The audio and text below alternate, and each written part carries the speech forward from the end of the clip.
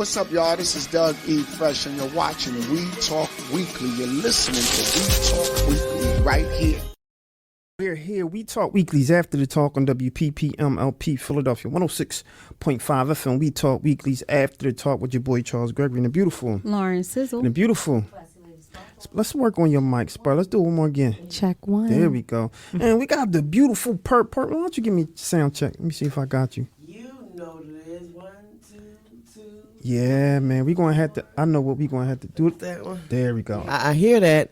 All right, there we go. Yes, so I'm going to have to go back and forth between you and Sizzle. Sizzle, let me give you a sound check real quick. 1, 1, 1, 1. There you one, go. Now one. you sound good. There we go. All right, so We Talk Weeklies after the talk on WPPMLP Philadelphia 106.5 FM. We Talk Weeklies after the talk. And we have such a dynamic show today. I'm telling you. Major. When I tell you this is going to be a jam-packed show, so if you're listening, let me put on some music real quick.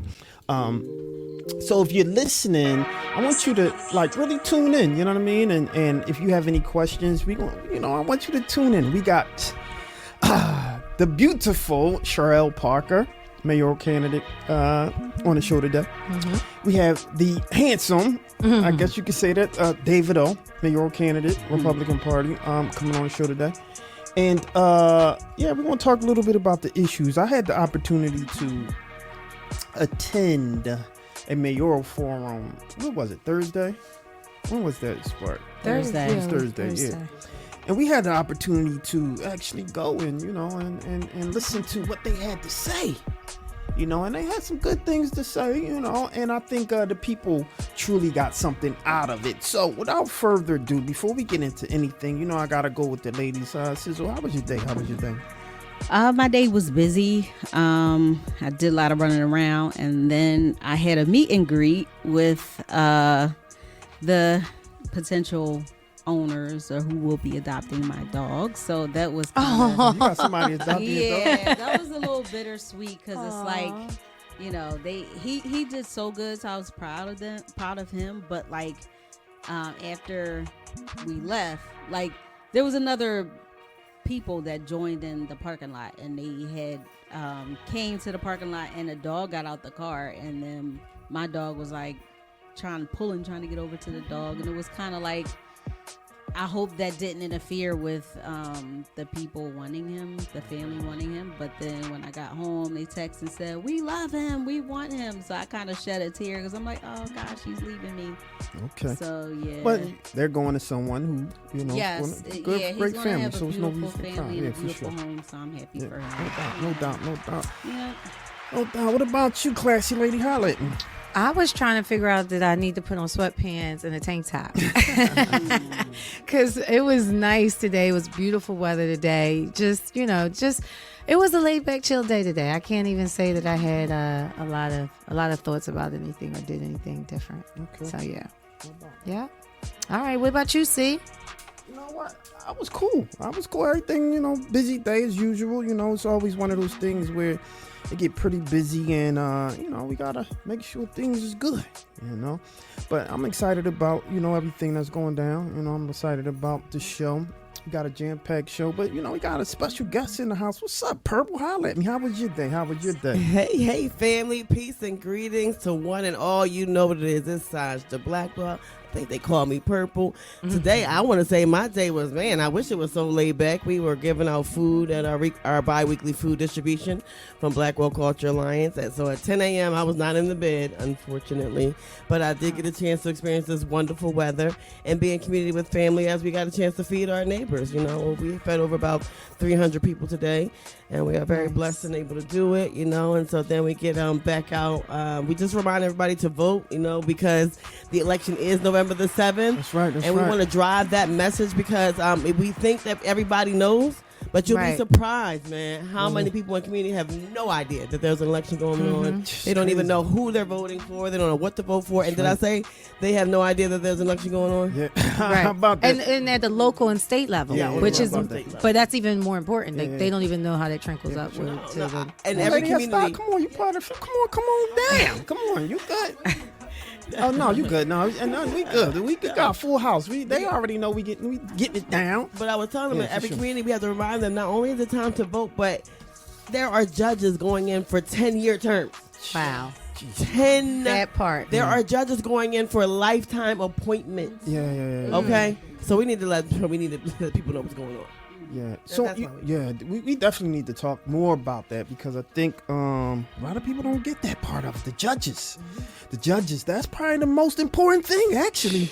They the ones that's, locking your cousin Pookie up and giving them football numbers. Right? And so we have to make sure that we have a fair time when we happen to get in a little trouble and we have to go to court and they have to make a ruling on us. We want fair, and just, ruling. We don't want no one to just look at you and be like, he's just another citizen. Let's throw him in there and let him rot. We don't want that, right? So we want to make sure that things are fair and just. I appreciate you bringing that up. What's up, Lady Esther? Holla at me. she She just. He always wouldn't like you guys. My mic. There you Hi. go. My mic sounds nice. You good? There you go. Hey everybody. Watch out. How y'all watch doing? out. So how was your day? My day was productive. I'm like switching hats right now, so I'm trying to adjust, right? So I've been on set filming all day, and then I had like a quick meeting, and now I'm here. So it's just like hat number 3. But I'm all good. It's a nice day. I'm happy to see my family. I miss y'all. Missed you too. Yeah, man, we miss you. I already know we missed you. We always have a great time though. But we have a better time when you here. Thank you. And so Thank it's you. one of those things, yeah. So you gotta make sure you stay here, stay tuned in, stay locked in. Good to have Purple in here. I said Purple. I seen her. Where was we? I'll talk a little bit about where we was at WHYY because that's a great I'm happy initiative. To see Purple. I hear Purple's name all the time. All We've the never time. officially met. She doing that work. Oh, Let's give her a round of listen, applause. She doing that work. Right? Thank you. I really greatly appreciate that. No, listen. Charles and I are blessed to be part of a cohort, an initiative, a partnership right. with WHYY, which actually is really powerful in itself because Charles is a young black man and headlining, spearheading this wonderful, We Talk Weekly and all these endeavors in media, really a change maker in the game. And I myself being the first black woman to own an independent internet radio station here in the city of Philadelphia. Yes. Celebrating proudly 10 years this month. Actually, we're planning a celebration. Wow. Congratulations. Thank you, Queens. Thank you. So and so we are working with WHYY not as employees, but as partners There you in the go. community. Okay. That's right. So what a blessing to be a BIPOC, a hyper local journalist system that is actually making tangible change in terrestrial or legacy media. So we were there talking, renegotiating agreements, Wow. we were there, trying, making sure that they understand how important our voices are, in elections and the amazing opportunity that you all had to be part of that word experience. Broadcasting Broadcast the other day. Come on, you were broadcasting a mayoral forum. Let's go. Come Yes. on. Where's the hand We clap? Talk Thank Weekly. you. We Talk Weekly is doing things. No It's those amazing things that We Talk Weekly and PQRadio1.com, which is my radio station, Progressive Quality Radio1.com. Hey, Chi, I see you tune in every day at PQRadio1.com. Has some amazing personalities. But just to be able to be, a little black girl, from around the corner, to be a young black man from down the street and be making these type of strides and, and local politics and local media, man, what a blessing. Fantastic. So let's jump right into it. Sizzle, you think we need to want to go to Class Lady Spark, Good News, Bad News? You think we ready for that? You think we ready for that? I'm ready. All right, there you go. Let's jump in. I'm always ready. All right. Let's see how much bad news she got for us today. I do. I know do. that. It's just, yeah. All right, holla at me, Spark. All right. Well, as we all know, even with tonight's guest, these are going to be questions that we ask. Philly ranks above the national average in crime. Y'all did know that, right? Especially in violent offenses. Which brings me to my next story. 48-year-old Bernard Gribben of Abington was shot 6 times while driving the Route 23 SEPTA bus in the Germantown section of Philly. Those shots killed him, suffering wounds to his torso and throat. Video cameras show Zante Capers, 21, pulling out a gun on the SEPTA bus and killing the driver. While riders looked on in panic, none of the passengers were hurt. Capers fled the scene on foot and was later caught by plainclothes police, SEPTA police officers, according to the news outlets. The weapon has not yet been recovered. Currently, they have not revealed a possible motive. Gribben was an Army veteran and was a SEPTA driver for 12 years. Crazy. Ridiculous. You know, like... Outrage. I mean... Crazy. What do you say to that? No, what do you say? What can you say to that? Well, one of the things we can ask our guests is, what are they going to do for safety for SEPTA drivers? How about that? All right. Well, how about what are we going to do for real tangible change for mental health? That's another Okay, one. because how about the family issued a statement, and people are upset about it, but the family issued a statement that said, listen, we apologize to you, the family of this SEPTA driver. We empathize, but we have been trying to get mental health assistance for this young lady for a while now. Wow. We have been unable to get her help, knowing that she was a problem to the community, and she has not been she didn't choose the 201 herself. They couldn't 302 her, Right. So what were they to do? She lost her mom last week, and it caused a mental breakdown. Right. And somebody Wow. died. Those are questions that we need to ask, and that's what this 100th mayor needs to understand, that this is the plight against our city. All right, so last year we covered a story about a young woman killing 2 state troopers on I-95. Do y'all remember when I covered that story? Her name is Janiah Webb from Montgomery County. She was drunk driving on I-95 when a state trooper prepared to stop her, but was later called to an alert that a pedestrian was on the highway. So they responded to that call instead and let Webb go. Webb later killed both officers and the civilian in front of the Philadelphia sports complex. Well, now Webb, 23 years old, was out on bond, and as her upcoming trial, Webb lawyers have asked that the judge postpone the trial because Webb is now pregnant. Oh. Basically, while out on bond or bail, she goes and gets pregnant. The judge denied that request. Prosecutors didn't oppose the date change, but the Philadelphia judge declined the change. The Philadelphia judge will also use her social media posts to be permissible in court.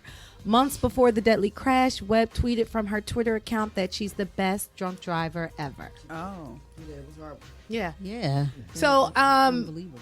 I don't know why, but this young lady, as far as getting pregnant, is she feeling like she's going to get a certain amount of years and not have that amount to like procreate? Or did she feel like there was leniency? I don't know. But the judge basically feels as though she was being irresponsible to get pregnant. That's the trick. And that's what I've had house arrest clients, and one of them, that's exactly what they did. And unfortunately, in that situation, the judge was lenient. It's like, I guess they were more so concerned about the child and like her being there for the child. So. And that's what the lawyer is saying. Her lawyer is saying that they don't want more black and brown kids being born into the system because that's what will happen as far as where, so they're asking for the trial to be postponed. But it takes 9 months, right? And then you got 3 months for bonding time. So it'll be another question of having an extension. Yeah. All right. So was that enough? Go ahead. What you was about to say? No, I was just saying, wow, she's going to have that baby in prison. Well, yeah, because the judge declined it. He said he's not changing the trial date. Oh, wow. Yeah, he knows the game. Yeah.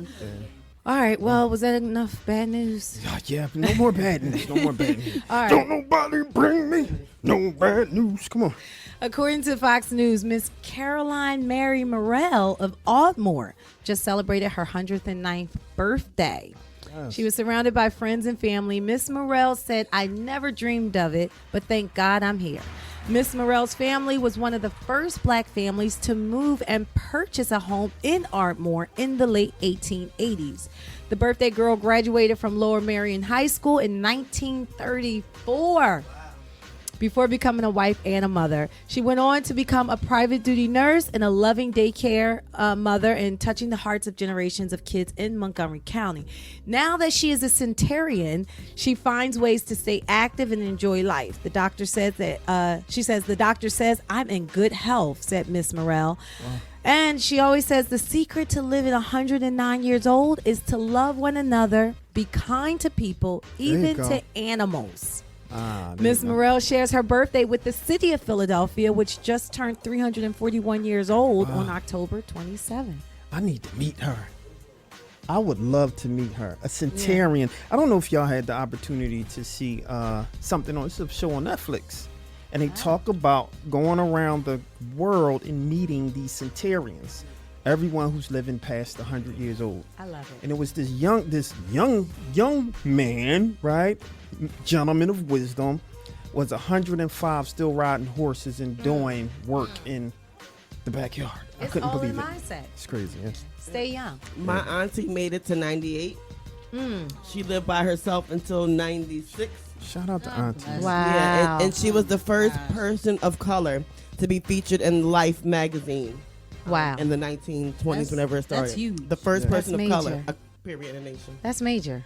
Oh, I love it. I love, like y'all were saying, to meet centenarians. So, all right, y'all, that was your good news and your bad news by your girl, Classy Lady Sparkle. And as always, go ahead and support We Talk Weekly with either a monetary donation at $ We Talk Weekly, or follow us on Facebook, Twitter, all the social medias, Instagram. And if you can't follow us, tell somebody about us, and that's it.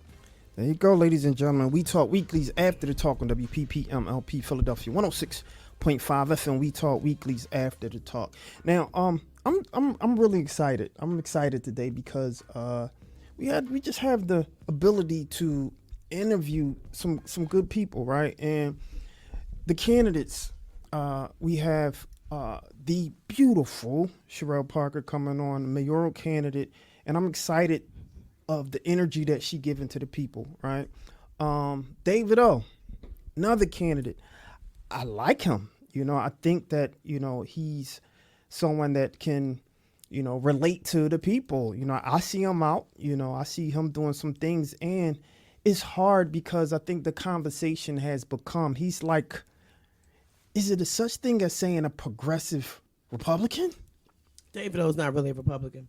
Right. Wait, I remember where I am. I was like, my bad. He's a Democrat who had to be Republican to get a spot somewhere. There you go. Okay. You know what I'm saying? So he's always had a Democratic card. Listen, and people know that I am for. Are we allowed to say on here? I don't know what the rules are on regular, but I'm for Cherelle. And people know that. Okay. They know that about me. But also, David O supported my campaign. Right.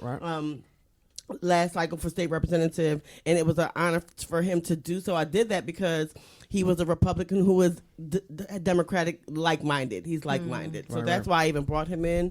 So to find out that he was running for mayor, if it was all different, it could be something different. But the way it shook down and all the people who end up, being the nominees make it so I had to pick and choose between two good people. Yeah, for sure. Good people, for sure. Yeah. The goal is definitely to see who's going to really push hard for the community, because the community is crying right now.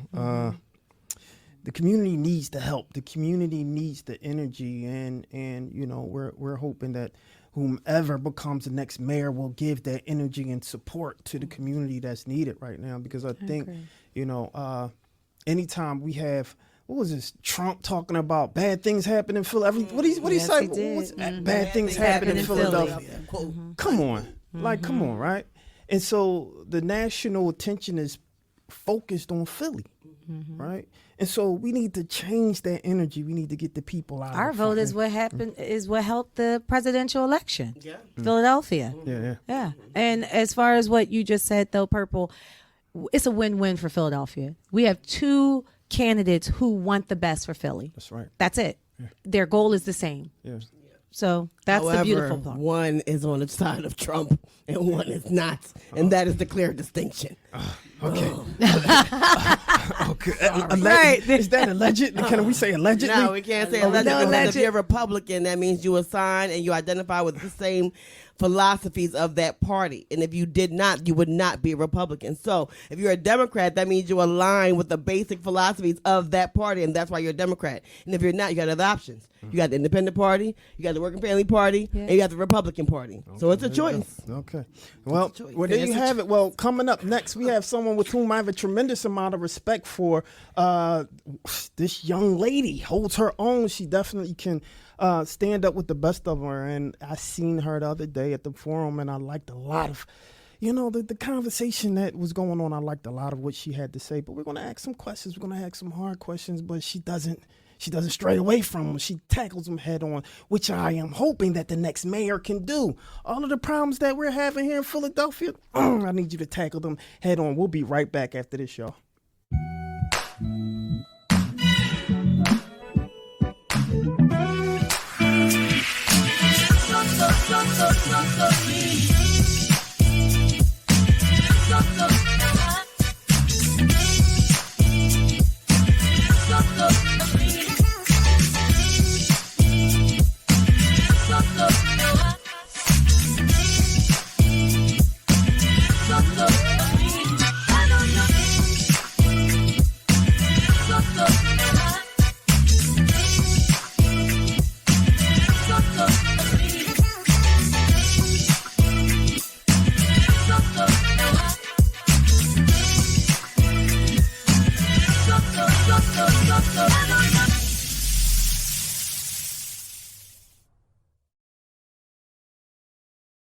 Talk Weeklies After the Talk on WPPM-LP Philadelphia 106.5 FM. We Talk Weeklies After the Talk with your boy Charles Gregory and the beautiful Lauren Sizzle. and the beautiful Classy Lady Sparkle. and the beautiful Lady Estizzle. and the beautiful.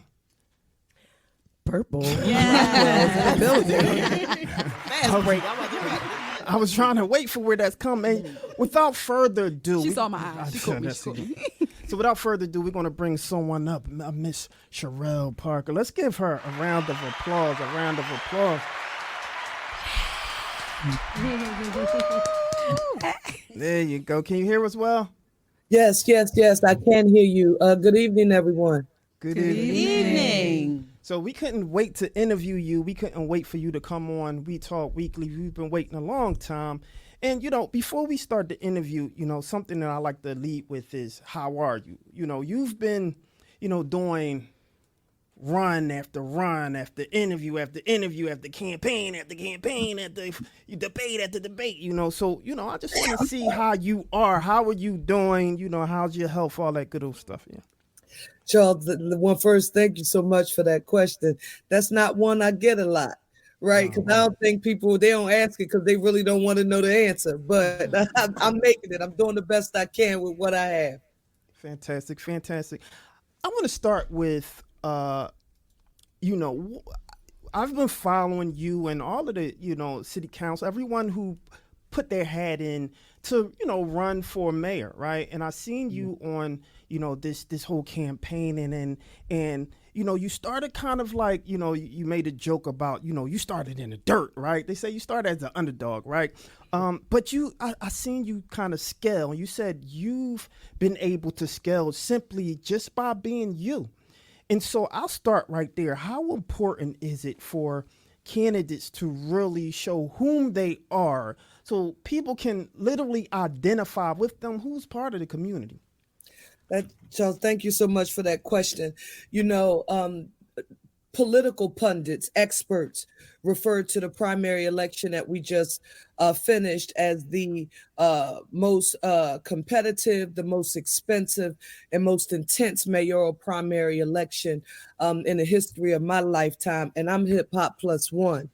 And when you have such a competitive field of people running at one time, you're trying to figure out how best to communicate with the public, with the people.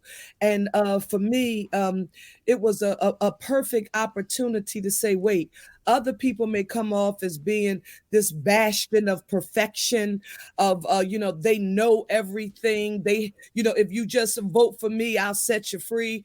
That was something I remember the alderman saying on Good Times. And I want to be really clear that was not who I was. Like that I would use my real life lived experience, my intergovernmental professional experience at the local and state level, and as a community organizer in my humble beginnings, along with my academic preparedness. I would use every talent and skill that I had to try to change things for the better in our city. And I didn't change based on the audience. I didn't go in front of white people, Latino people, Black people, any kind of people and say, hello, this is, Oh, hey, what's up? No, no, no. It was, this is who Cherelle is.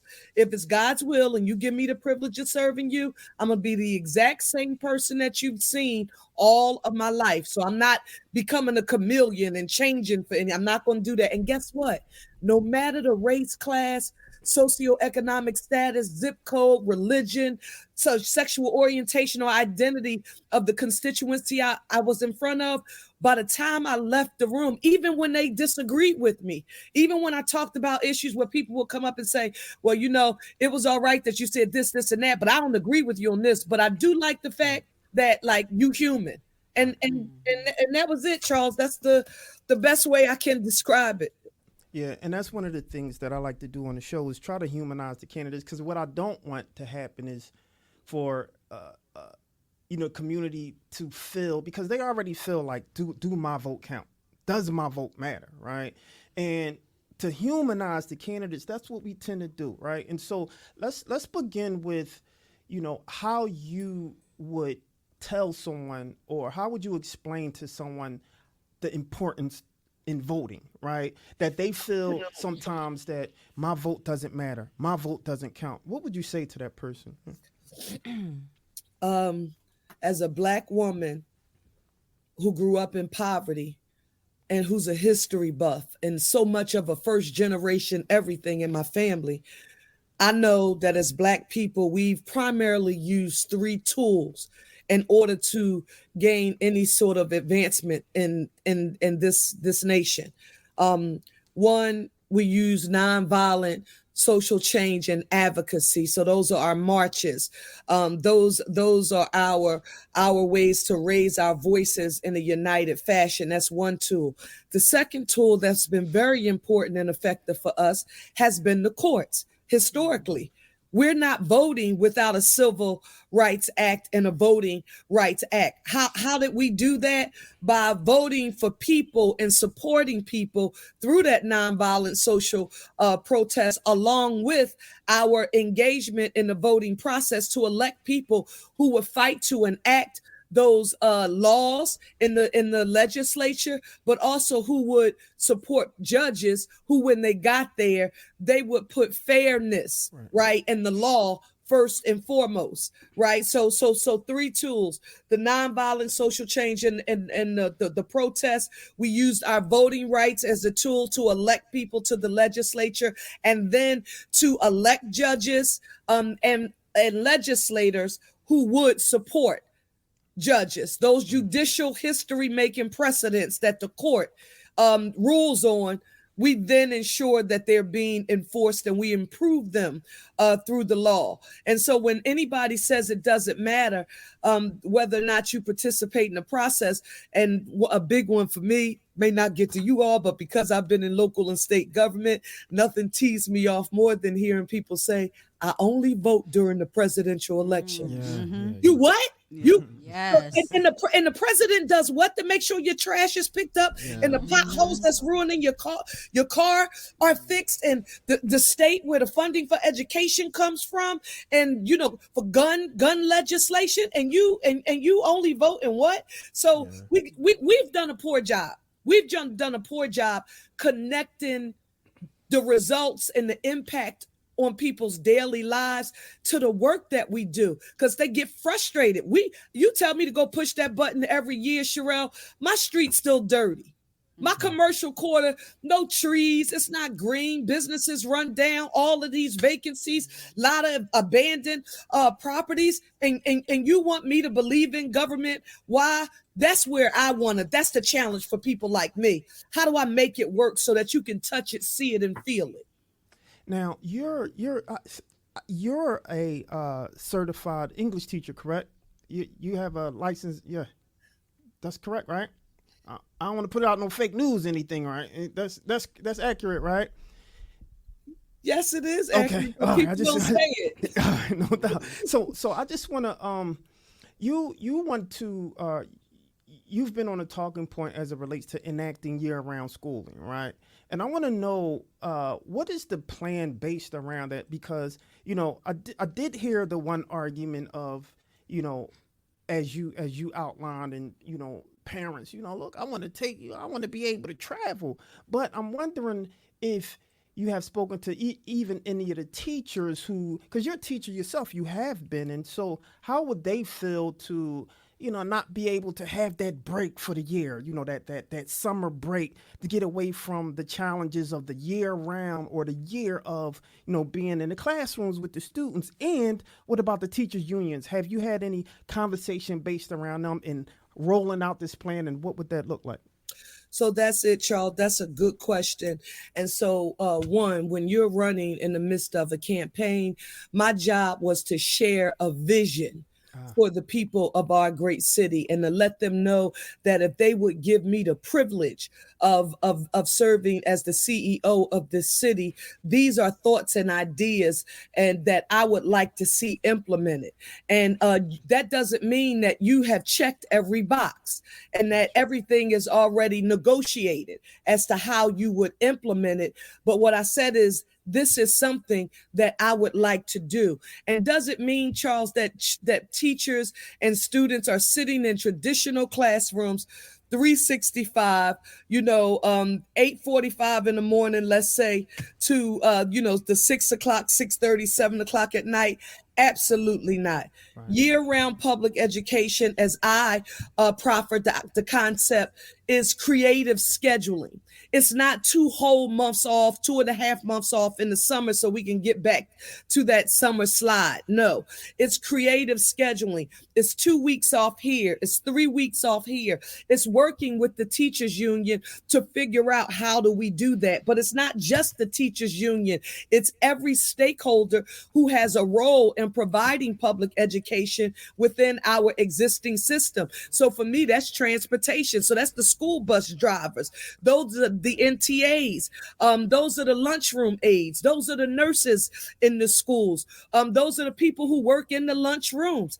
That's negotiation with all of those adults. So while that part of the negotiations, that hasn't taken place, the concept of us being creative with scheduling and recognizing that the traditional elements that most people in their mind fantasize are occurring in the majority of households in the city of Philadelphia. I know that that's not the case, because the majority of our kids are not growing up in Cosby-like households.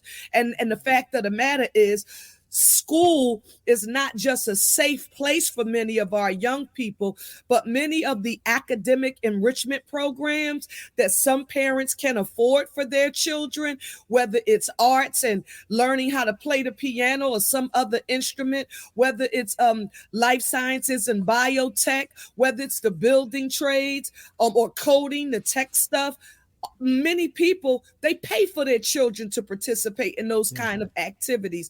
When I came up with this concept, is how do you find a way to make readily available within our current structure homework help, tutoring, everything that there are parents out there paying for on a daily basis for their children, but kids who grow up like you did, Cherelle, being raised by your grandmother and your grandfather on welfare and food stamps and subsidized food, they did the best with what they have. But what about people like you? And not the people, and Charles, you may have heard me say this.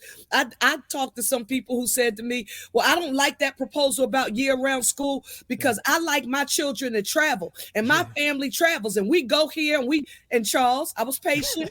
I listened. I said, you know what, ma'am? Thank you so much for sharing that. And it's great that your family gets the ability to do that. Yeah. But ma'am, guess what? The majority of our kids are not in Disney World or even down south. That's what we used to do when I was growing up. Everybody had a family member down south. Agreed. So some people would go stay down south. That's not even a thing for most of our kids anymore. True. Agree. Just one piece to that. All of the trades that you mentioned in terms of people, that's out of the schools, I think it would probably be a good idea to even incorporate a lot of those, nonprofits, a lot of those people, the community who's doing the work to, be part of that kind of year-round expectation of educating the kids, to be more inclusive with the organizations who's doing the work, No, I agree with that, Charles. And listen, when I first got endorsed by the building trades, and we know how powerful and influential they are here in this city, especially for somebody like me who didn't. I'm not independently wealthy, so I couldn't self fund.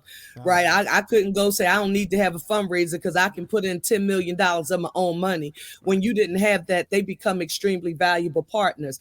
But a lot of people didn't get that the reason why they were so essential is because you partner with the entities that you need to deliver on your vision.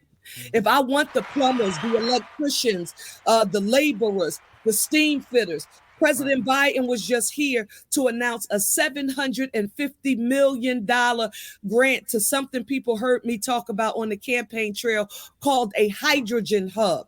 That's a form of clean energy, an alternative energy source. So we're talking about storing it, transporting it, employing the use of it. Guess what? That's almost 10,000 jobs that our people can be trained for. So rather than trying to fight them to say, listen, you're not black enough, you're not brown enough building trades, you don't have enough people who look like me. We understand that we need to do work there, but you are more likely to work with me and want to help me in the plan when we're partners and not when I have a bullhorn shouting at you, telling you what you're not. That's to me not how you get somebody to want to work with you. Wow, thanks for that. Yeah. Cherelle, this is Sparkle, another trio of We Talk Weekly. Thank you again for giving us time today.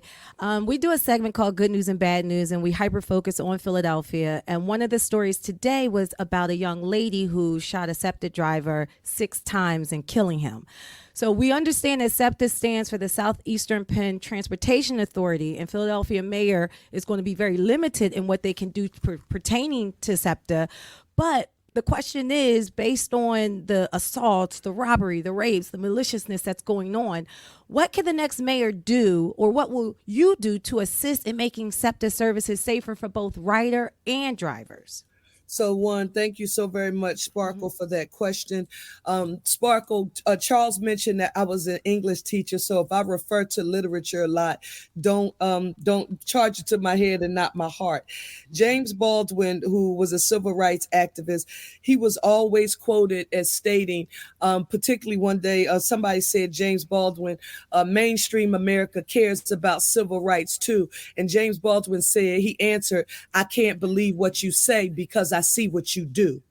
I'm happy to tell you in response to that question, not just what I will do in the future to help keep SEPTA bus drivers and employees safe along with the ridership, but I'm happy to tell you that I was proud to be in the forefront when I was in Harrisburg to ensure that the penalties for creating any form of violent actions against our transport worker union employees, that it was the same if it was for any other a state government employee, like a state police officer or a firefighter or a police officer. So how do we do it?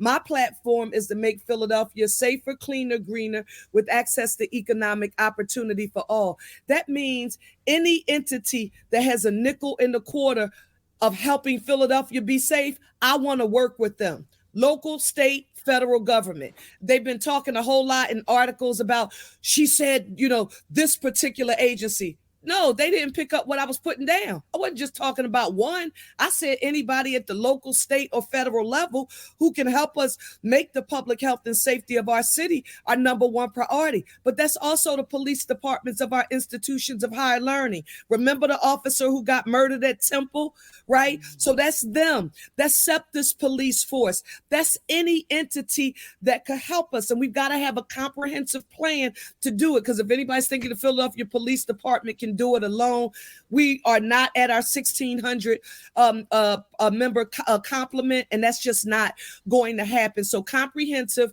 and appointing a police commissioner who has the ability to bring all of those stakeholders together, develop a plan, comprehensive plan for public safety in our city, and then implementing. All I have to do as the mayor is to stand up and say, we're about to make some tough decisions, and a whole lot of people are not going to like it.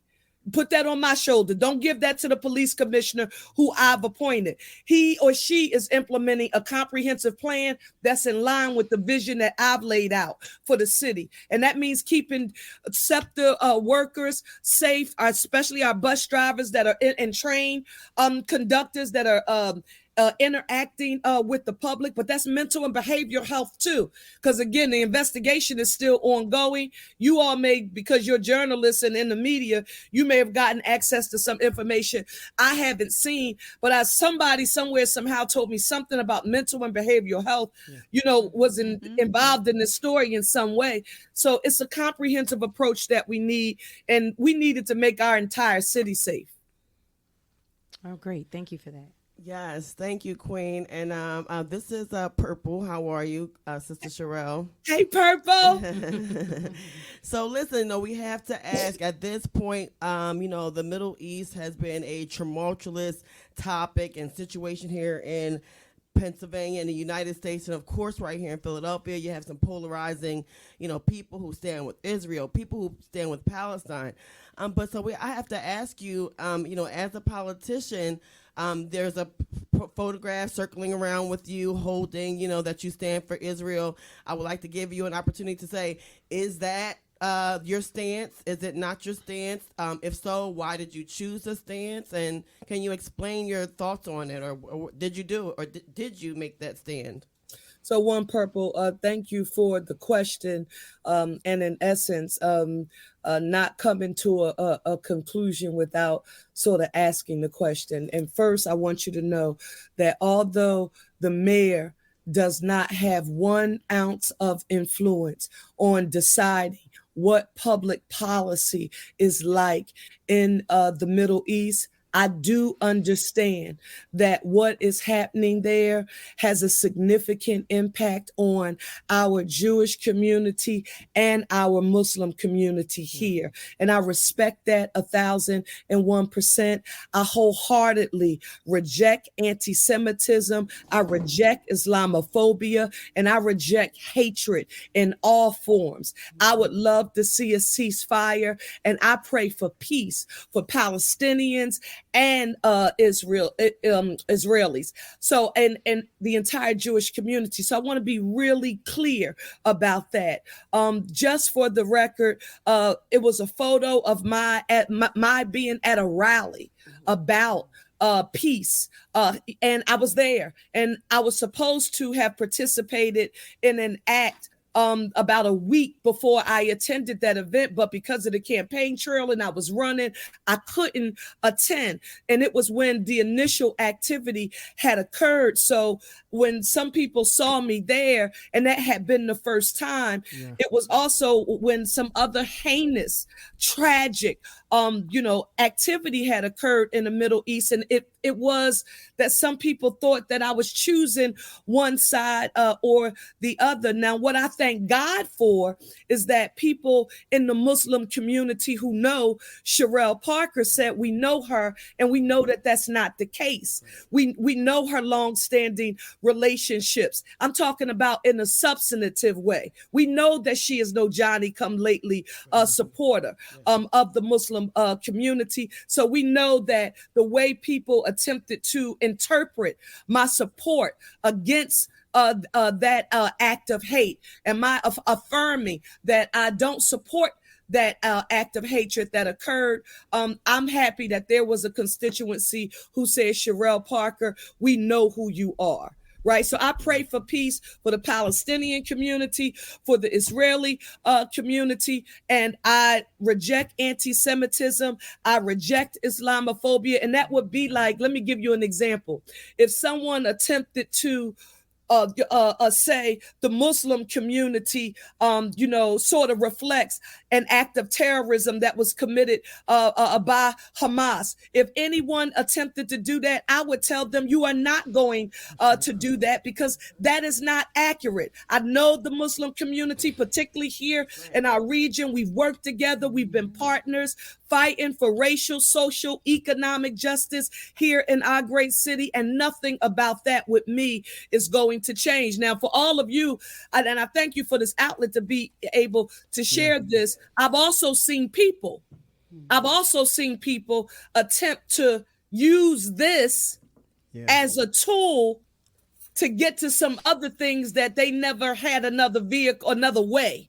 Right. So I also saw some people saying, you know what, this is a great opportunity to do X, Y, and Z. And you can't stop that from happening in your life. I don't care who you are when that happens. But I thank God for those people who said to me, my brothers, my sisters, who says, Grell, we know you. We've been with you too long.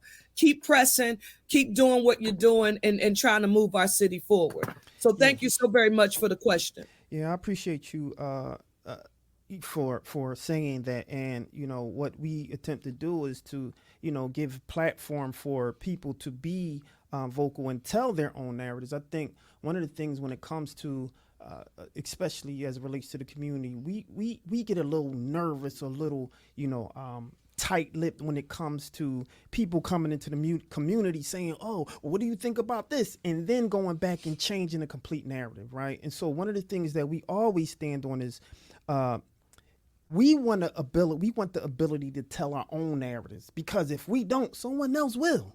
And they may do it in a way that ain't necessarily the case, so to speak, right? And so we wanted to be able to give you that platform. So thanks for that. One of the last questions, this time flies. One of the last questions that I have is concerning Black media, right? Oftentimes, especially independent, we don't get the opportunity to have, quote unquote, a seat at the table, right?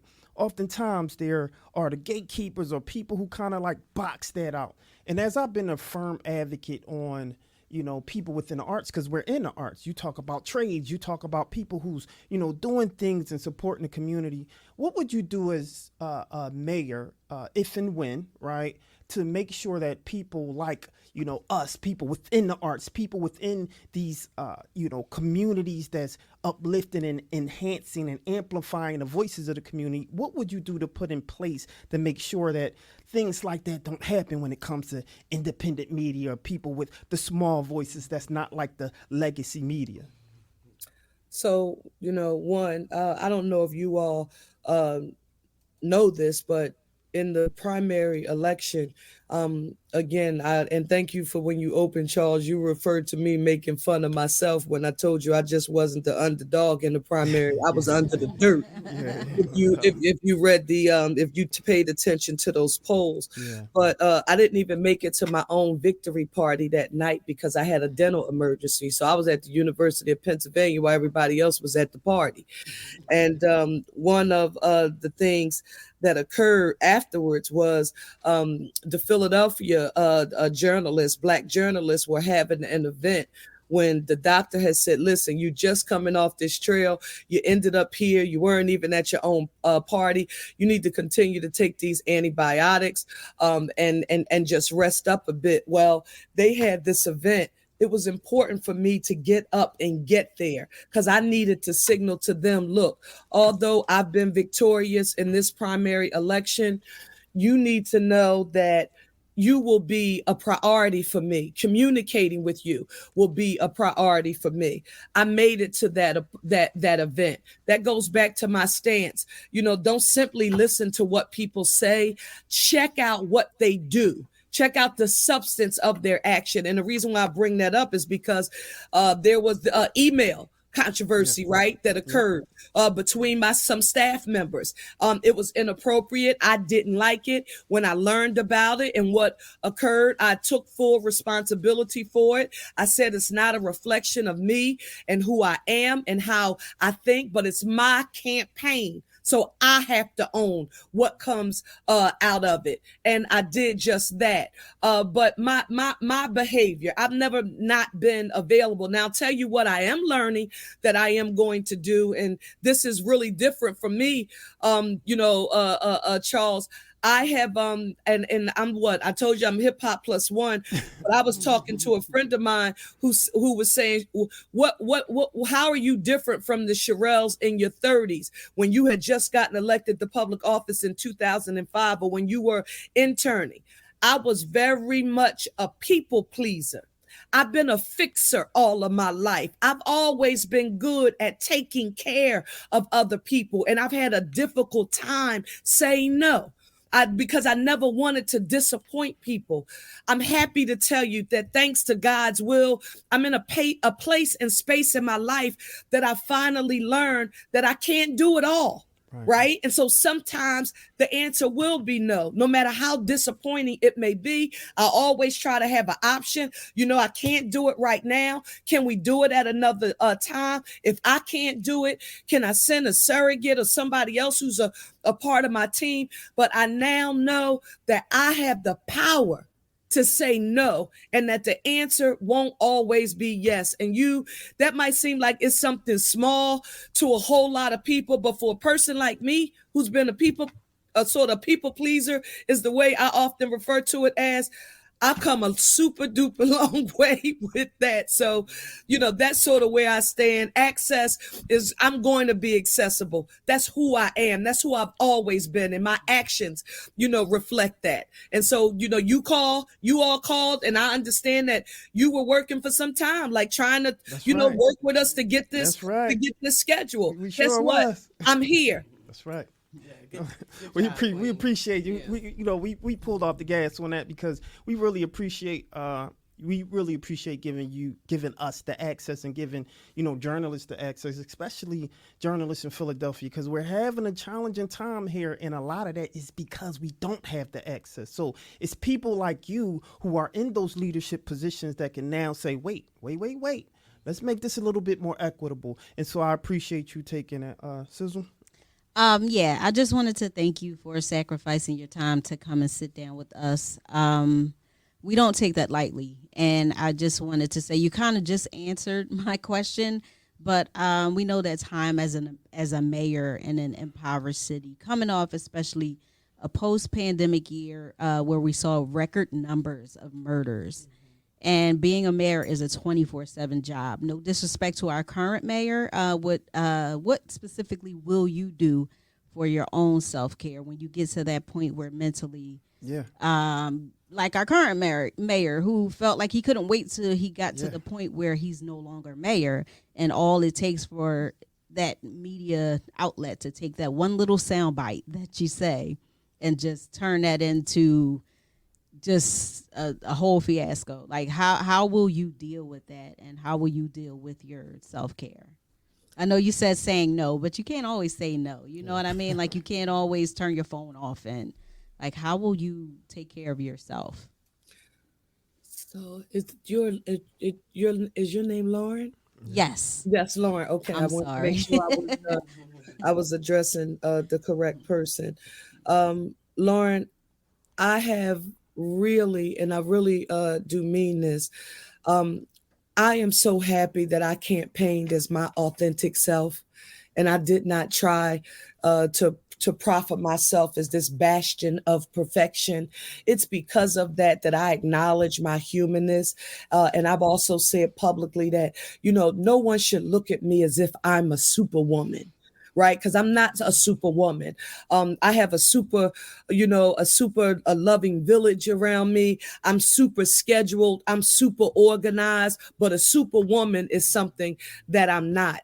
And because of that, because of there are so many people, my former husband and I, we work extremely hard to co-parent our son together, while I'm in the midst of, doing my life's work and pursuing my passion, and my purpose. And he and I are working hard to keep things going. And my son's godmother and his grandmother, all of that helps. So I've got to stay girded, in my daily realities with my family, with the people who help make this work.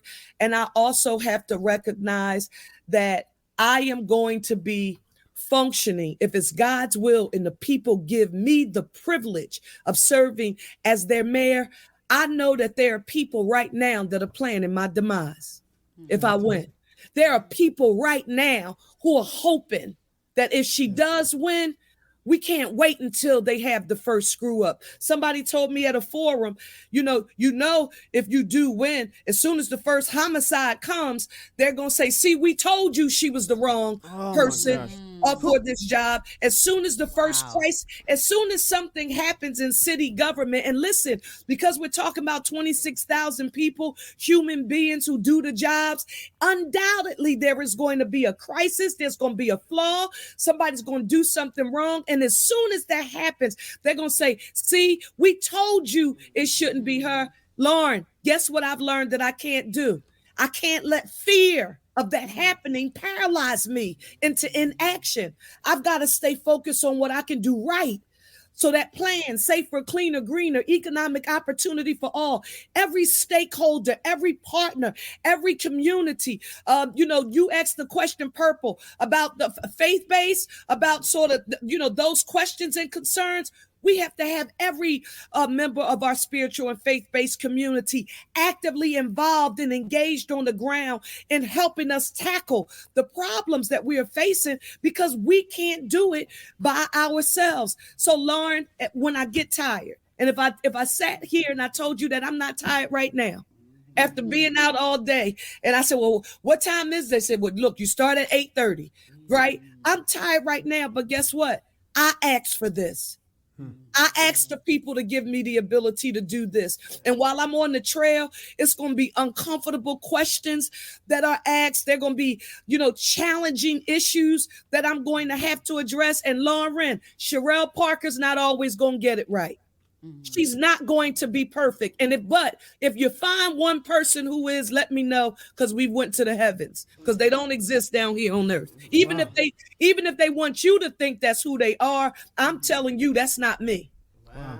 We talk weeklies after the talk on WPP MLP Philadelphia 106.5 FM. We talk weeklies after the talk.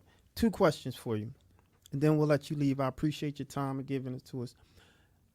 I want you to think about it, and the first thing that comes to mind: who is Cherelle Parker?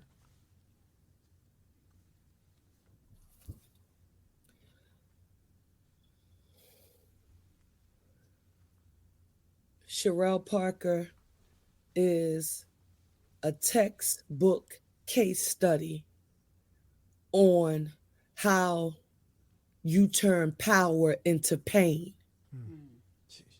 through her real life lived experience. I didn't know when I was growing up, without my biological father being present, losing my mother at a very young age, having many of my family members deal with challenges, losing my grandmother, helping to take care of my grandfather. That's where my skill set comes from. When you hear me say, I'm really good at taking care of people and fixing things for other people, because I learned how to do that as a child. But I didn't know, Charles, that all of that was preparing me to meet this moment. Every crisis that I've had in my life. Sometimes when I'm talking to journalists, people like to remind you about things in your life that you're not proud of, or that you're not happy about. And for me, that's a DUI that occurred in 2011. Not something that I'm happy that happened in my life, but guess what? It was a real life lived experience. You couldn't have told me back during that time that real life lived experience would have helped to prepare me and strengthen me and gird me and prepare me to meet this moment, this critical moment in our city's history.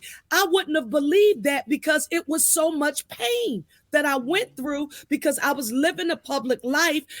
And that was an experience. And I do understand that other people may experience something like that in a lifetime. Not the point.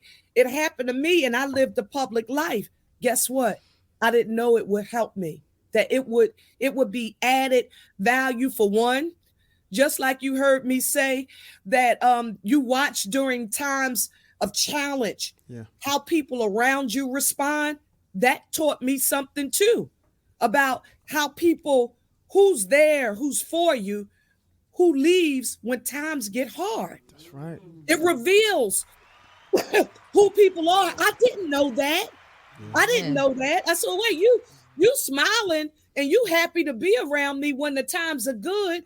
I just came through one of the worst personal and professional life experiences that I've ever had in my life, but you disappeared. It revealed things to me about people, places, and things, but it taught me great lessons. So that's who I am.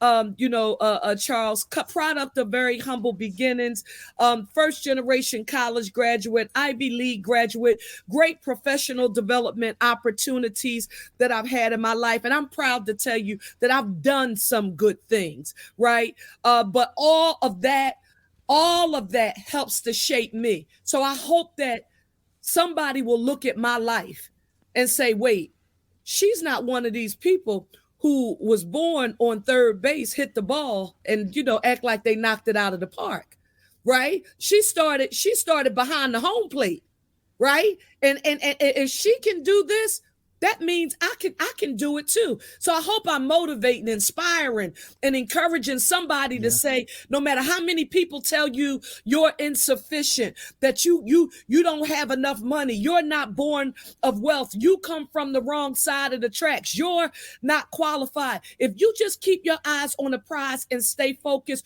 you can do what your life's desire, as long as it's you and you're not trying to be phony and act the way somebody else wants you to wear the mask. And Cherelle, you should talk this way. You talk with your hands.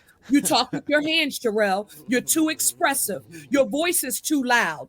You need to tone it down. You're just a little too passionate. Some people might get uncomfortable with the way you communicate. If me being me makes you uncomfortable and I'm walking in my path and my purpose and that makes you uncomfortable, is that your problem or mine?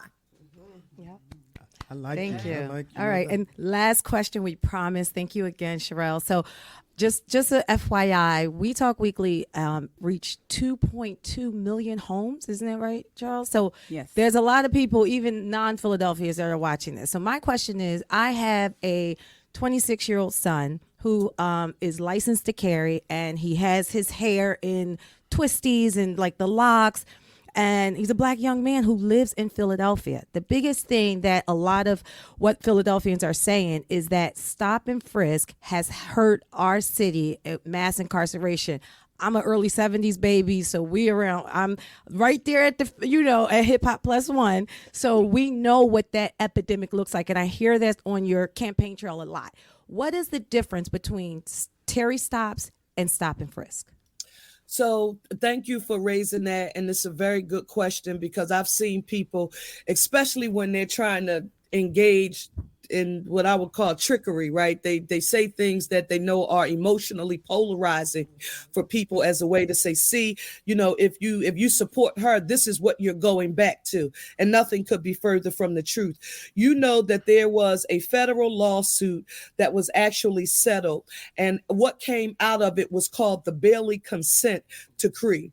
And for the first time in the history of our city, we have a third-party independent verifier reviewing the stops. So we're collecting the data on the stops, and we're having a third party to review those stops. And as that has progressed, we have more work to do in that area. And so I want to acknowledge that 1,001%. What you have heard me say that I fully support, and in no way, shape, or form under a Parker administration would I say to a police commissioner, our Philadelphia Police Department, they are not allowed to employ the use of what are called Terry stops. Terry stops means that a police officer must have just cause and reasonable suspicion that a crime has occurred, will occur, or is being committed in order to stop you. Is that happening right now, Cherelle? Absolutely, it is. But what people wanted me to say on the campaign trail is that I would not allow that to happen. I want to say to each of you that I do not apologize for saying and telling people in this city rightfully that I will use every legal and constitutional tool that is available to ensure the public health and safety of our city. And that means the use of Terry stops. cops.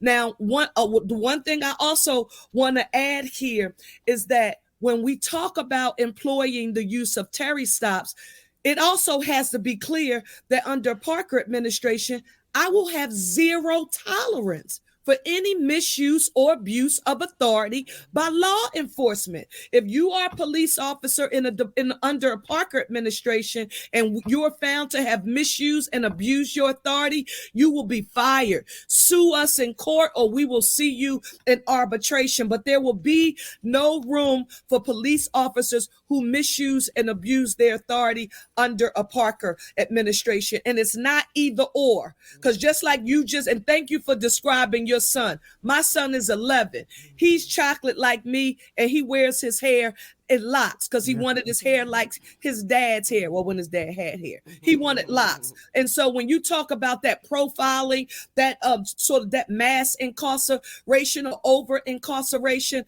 I know exactly what that risk is. And with that being said, I will not have a police department under Parker administration that thinks it's okay to do that because my son looks the way he looks. That's not something I would tolerate. Thank you. Thank you for that. Can I also add this? Sure. For those people who have a concern about this issue, I would encourage you to talk to a victim.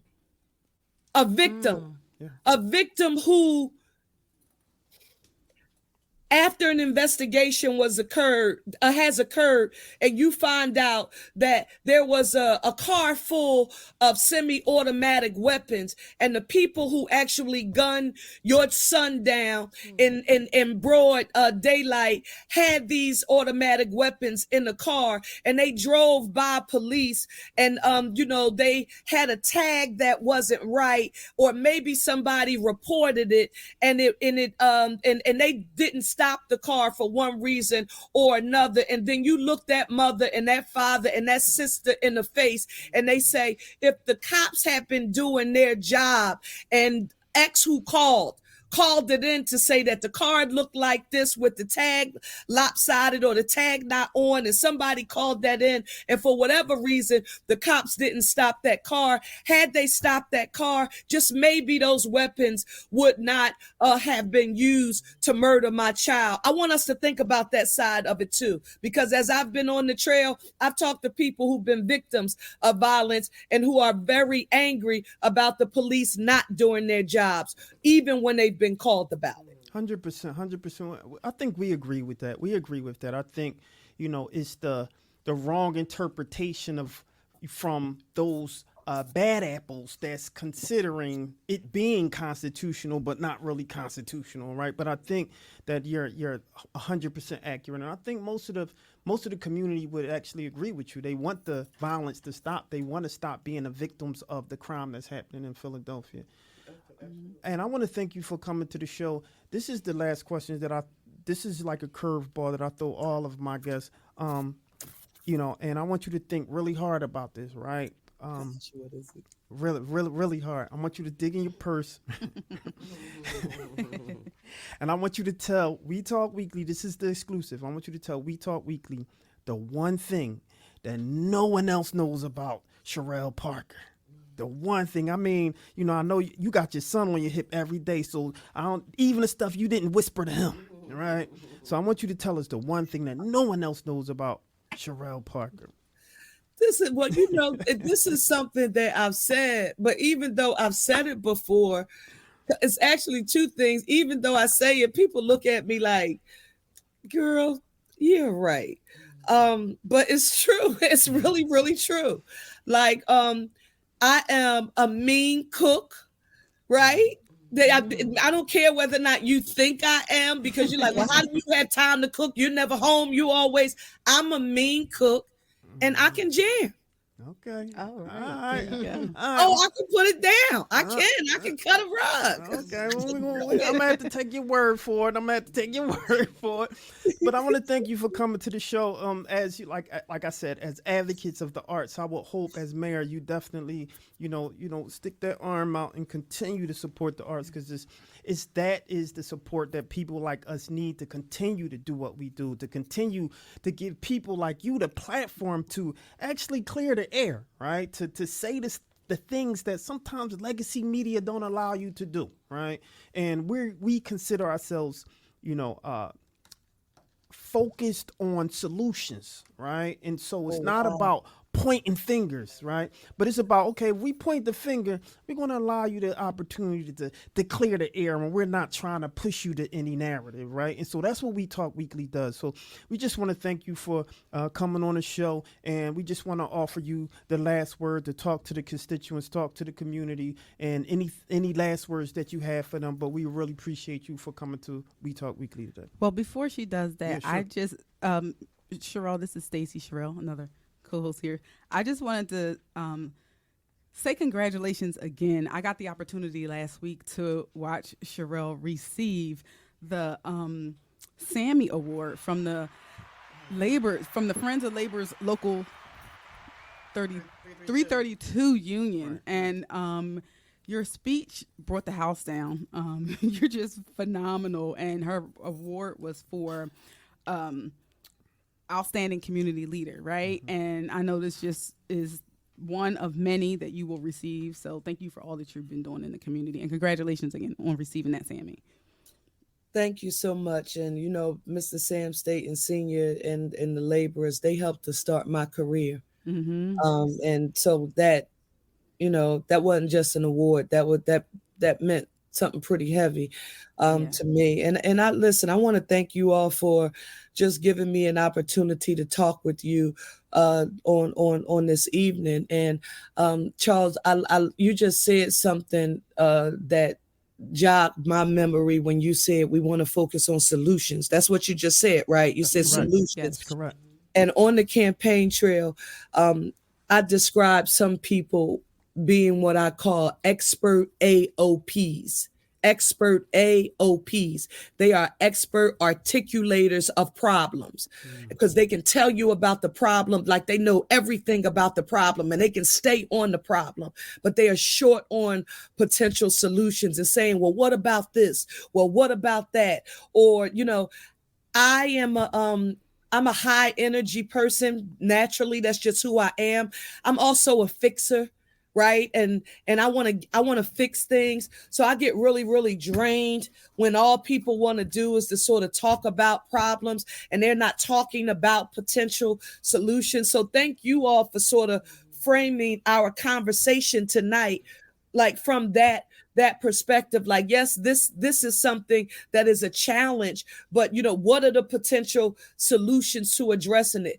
That's who we are. That's what's going to make our city, get better. Not for people who just want to tell us, because I know what that's like when you come from, the humble beginnings I come from. Some people just want to focus on everything negative. I thank God my grandmother pushed me, and don't you use as an excuse that you don't have this. If you want this, you go get a job and you go work for it. Don't use this as an excuse that your dad's not there. You got a grandfather, you got uncles, you got people in the community, you've got coaches, you've got mentors. Don't you tell me about what you don't have as a reason for you not to succeed. It's still dry. It sounds corny. It drives me to the day. That's why I work so hard at what I do. And I want to remove every barrier to having access to a village, and quite frankly, the sense of connectedness that I had growing up. Because although we may financially have been living in poverty, guess what? I was village rich. I was resource rich in the community. So somebody could be saying, but wait, Cherelle, how you gonna talk about that free cheese and your grandmother taking you to the 3-2 center, picking up that colored money, them purple 20s, green 10s, and them brown dollars? How you gonna tell us about that?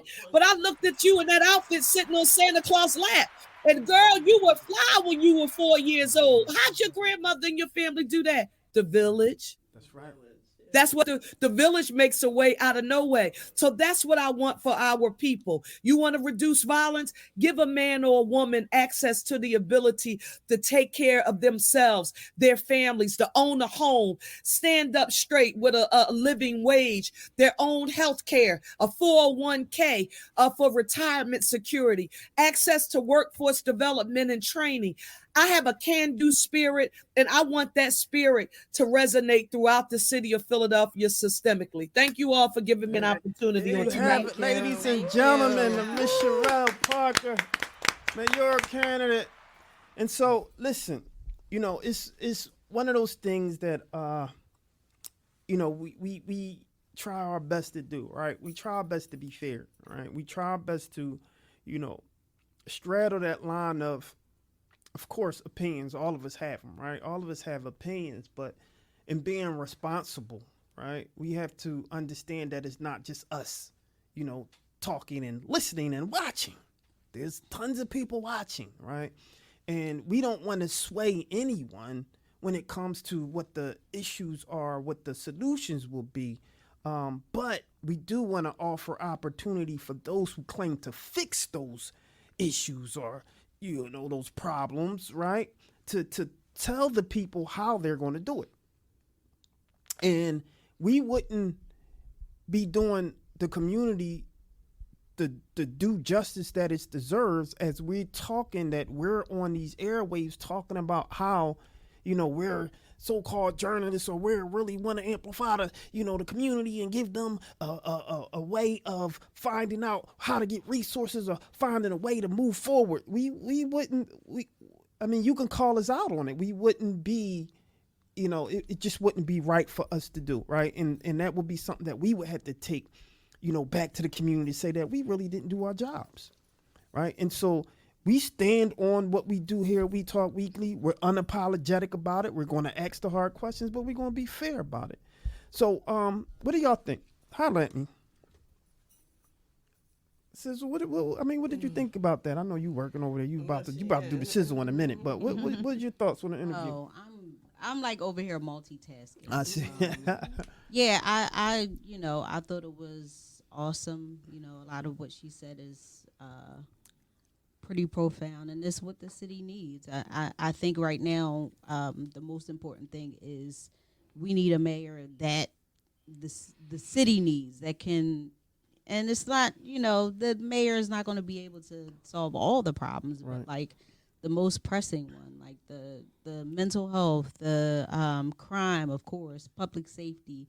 Those are huge issues that we need addressed. And like, I don't want to say like who I think is the right person for the job, but like, you know, I just hope that the right person for the job gets in. Yeah. What about you, Perp? Highlight me. Yeah, I mean, you know, I'm a non-traditional journalist.